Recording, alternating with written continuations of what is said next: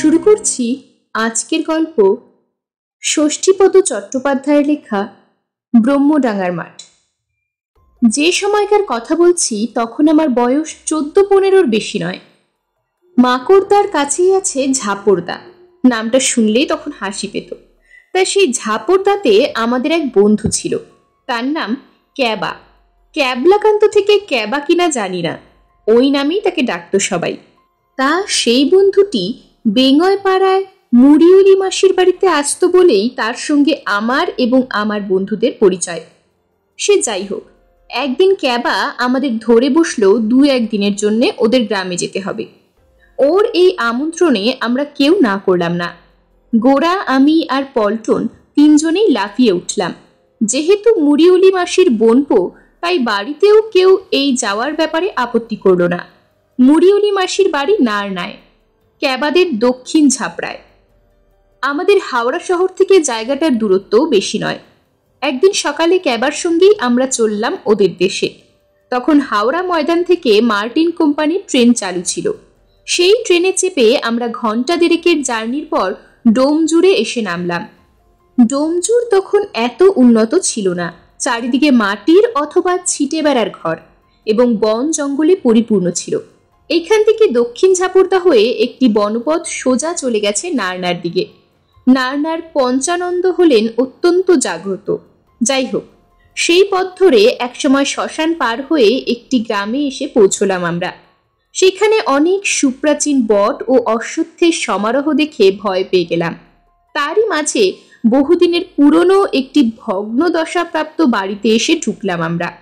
ক্যাবা বলল, এই আমাদের বাড়ি। বাড়ির চেহারা দেখে বুক শুকিয়ে গেল। এ তো ভূতের বাড়ি, এই বাড়িতে কোনো মানুষ বাস করে? বাড়ির ইটগুলো সব নোনা লেগে ঝরে পড়েছে, কোথাও জোরে একটু শব্দ হলেও বোধহয় ভেঙে পড়বে বাড়িটা। এই বাড়ির দোতলার একটি ঘরে আমাদের থাকার ব্যবস্থা হলো। সব দেখে শুনে গোরা বলল, খুব জোর একটা রাত, তার বেশি নয়, কাল সকাল হলেই পালাবো আমি।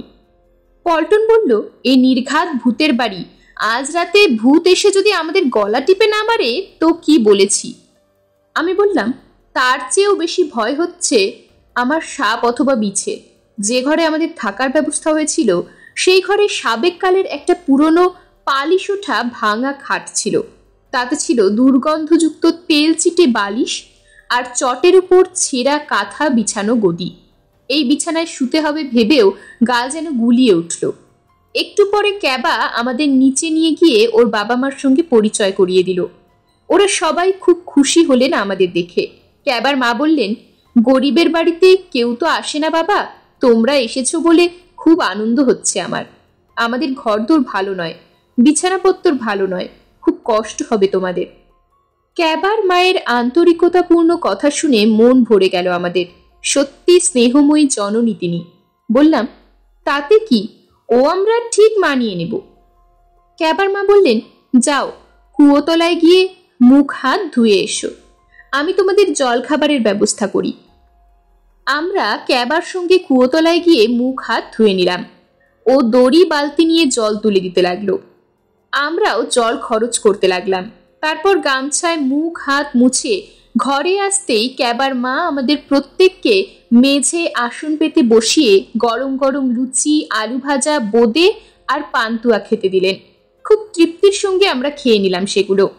খাওয়া দাওয়া হলে আমরা ক্যাবার সঙ্গে গ্রামের আনাচে কানাচে ঘুরে বেড়াতে লাগলাম। এখানে এত ঘন ও বড় বড় গাছ চারিদিকে যে মনে হলো এর পত্রছায়া ভেদ করে সূর্যের আলো বোধহয় কারোর ঘরে কখনো ঢোকে না, দিনমানেও তাই অন্ধকার। যাই হোক, এইভাবে আমরা সারা গ্রাম তোলপাড় করে একসময় স্টেশনের দিকে এগোলাম। এখানটা তবু জমজমাট। চাপাটাঙ্গার দিকে যাওয়ার জন্যে একটি ট্রেন তখন তার দেশলাই খোলার মতো শরীর নিয়ে চুপচাপ দাঁড়িয়েছিল। আমরা যাওয়ার পরই হুইসেল দিয়ে নড়ে উঠল ট্রেনটা, আর তার একটু পরেই চারিদিক থেকে রব উঠল, গেল গেল গেল। কি ব্যাপার?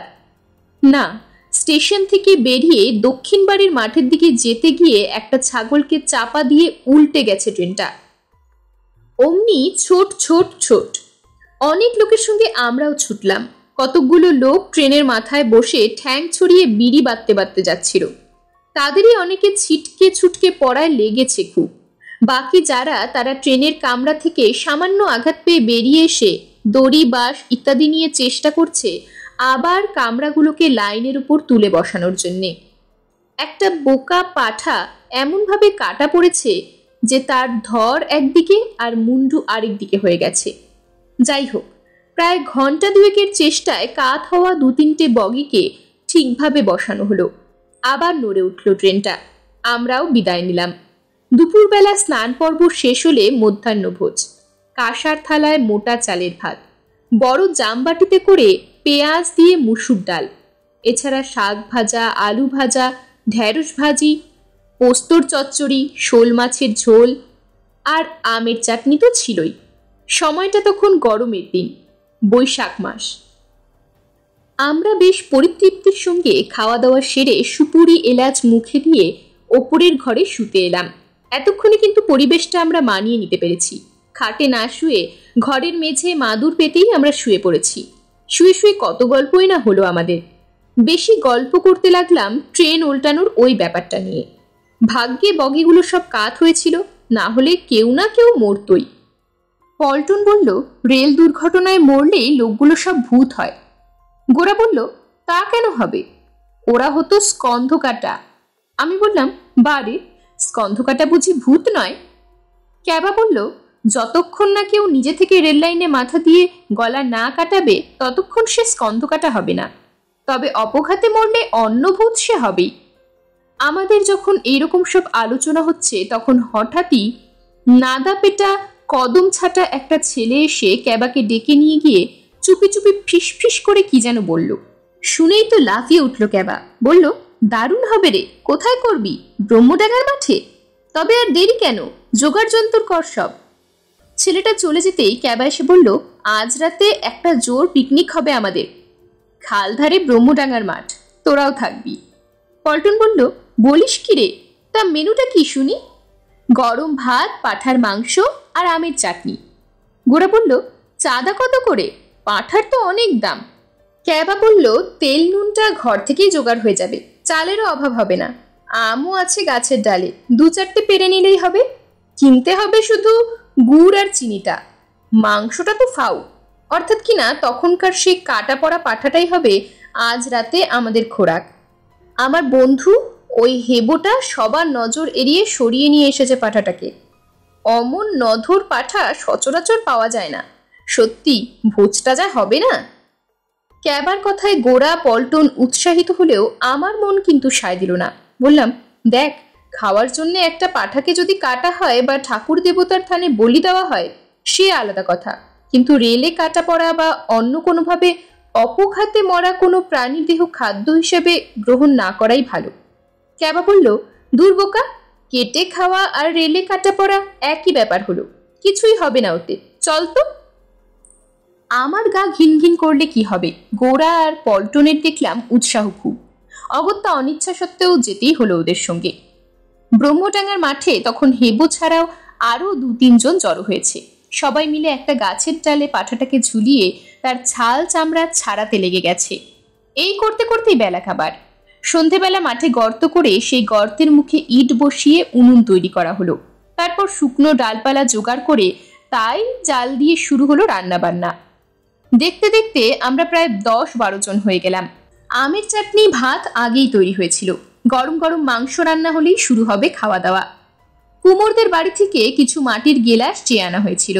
একটা বালতিতে করে নিয়ে আসা হয়েছিল 1 বালতি জল। ক্যাবা একটা কলা গাছ থেকে কতগুলো পাতা কেটে এনেছিল। সবই ঠিক ছিল, কিন্তু সবকিছু ওলট পালট হয়ে গেল খেতে বসবার সময়। গরম মাংসর হাড়ি উনুন থেকে যেই না নামানো অমনি শুনতে পেলাম ব্যয় করে চিৎকার। চমকে উঠলাম সবাই। এত রাতে ব্রহ্মডাঙ্গার মাঠে কাঁদের ছাগল ডাকে?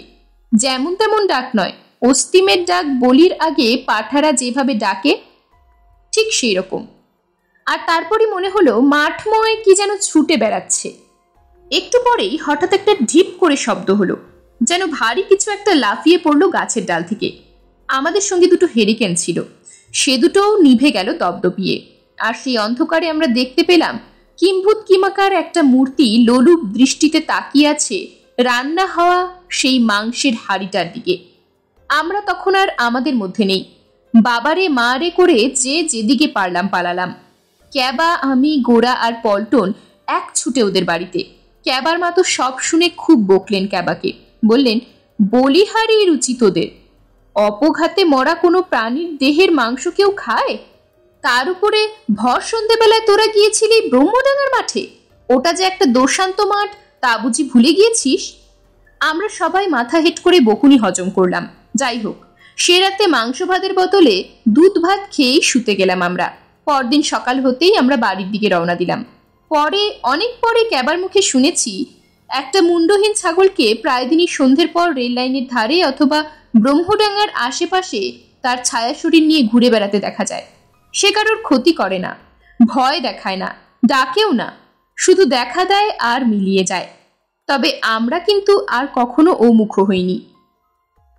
এরকমই আরো সব গল্প পেতে চ্যানেলটিকে সাবস্ক্রাইব করে দেবেন। আর গল্পটি যদি ভালো লেগে থাকে তাহলে লাইক, শেয়ার আর কমেন্ট করে দেবেন।